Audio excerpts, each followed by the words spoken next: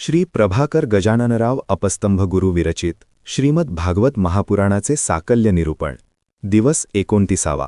सप्तमस्कंध.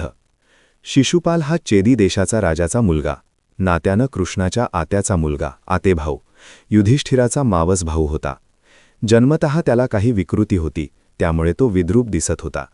त्याचे जातक वर्तविताना पंडितांनी सांगितले होते की ज्याच्या स्पर्शाने याची कुरूपता गळून पडेल त्याच्याच हाताने याचा अंतही होईल.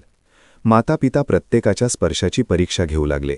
एकीकडे बालकाचे व्यंग जावे हा उद्देश, दुसरीकडे ज्याच्या स्पर्शाने असे होईल त्याला तिथेच संपवायचे आणि बालकाच्या मृत्यूचे कारणच शिल्लक ठेवायचे नाही असाही कदाचित सुप्त भाव. मातापिताचे अंतःकरण पुत्रासाठी काहीही करण्यास सिद्ध असते. काही काळ असाच गेला. तेवढ्या काळात कुणाच्याही स्पर्शाचे प्रत्यंतर आले नाही. एकदा श्रीकृष्ण तिथे आले. आत्यानं त्यांच्या मांडीवर बाळ ठेवले आणि एकदम त्याचे व्यंग जाऊन ते सुंदर झाले.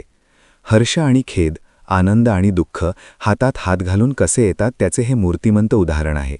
बालक अव्यंग झाल्याचा आनंद करावा की त्याचा मामेभाऊच त्याची हत्या करणार याचे दुःख करावे, दिग्मूढ अवस्था झाली. शिकारी हत्यारा सापडताच त्याला संपवण्याचा मनसुबाही उद्ध्वस्त झाला. भाच्याला कसे मारणार? शेवटी त्याला हात जोडून विनंती केली, शिशुपालाच्या आयुष्याची भीक मागितली. कृष्णांनी त्याचे 100 अपराध क्षमा करण्याचे वरदान दिले.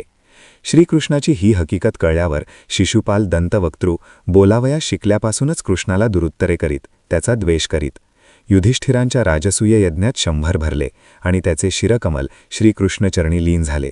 द्वेषानं, मत्सराने, प्रेमाने, भक्तीने, रागाने, लोभाने कसेही भगवन नामाचे संकीर्तन केले तरी त्या जीवाचा उद्धारच होत असतो. कंसाने भयाने, उद्धवाने प्रेमाने, मीरेने भक्तीने, गोपींनी कामभावनेने, रावणाने शत्रुभावाने, बिभीषणाने मित्रभावाने परमेश्वराशी सारूप्यता मुक्ती मिळविली. कोणत्याही भावाने भगवन नामस्मरण केले तरी भगवंत त्याला भवसागरातून पार नेतात, त्याचा उद्धार करतातच.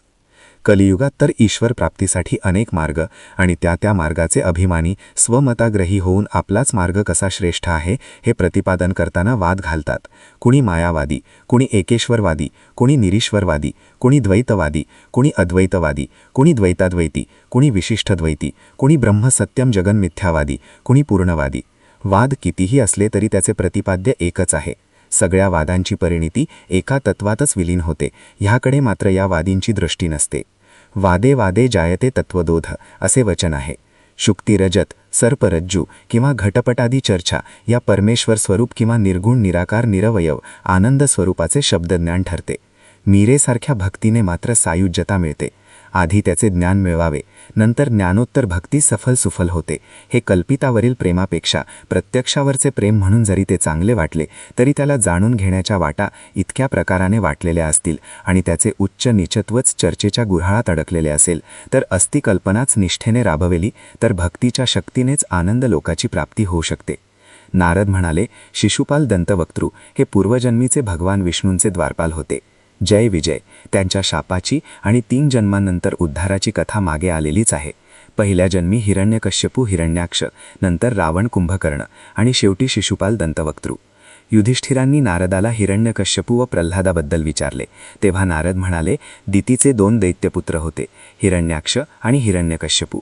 हिरण्याक्षचा वध वराह अवतारात झाला. हिरण्यकश्यपूला प्रल्हाद नावाचा पुत्र झाला.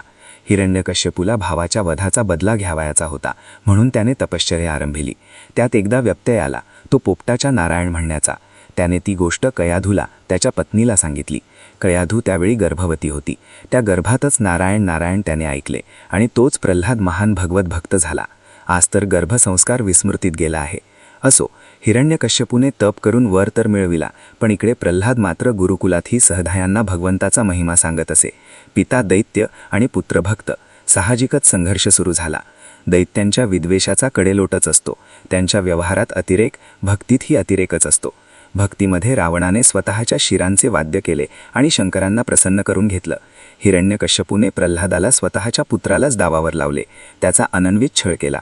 तेव्हा त्याच्या रक्षणासाठी आणि भगवंत चराचरात व्यापलेला आहे हा सिद्धांत जगाला पटवून देण्यासाठी स्तंभातून नरसिंह रूपाने प्रगट झाले आणि दैत्याचा उद्धार केला.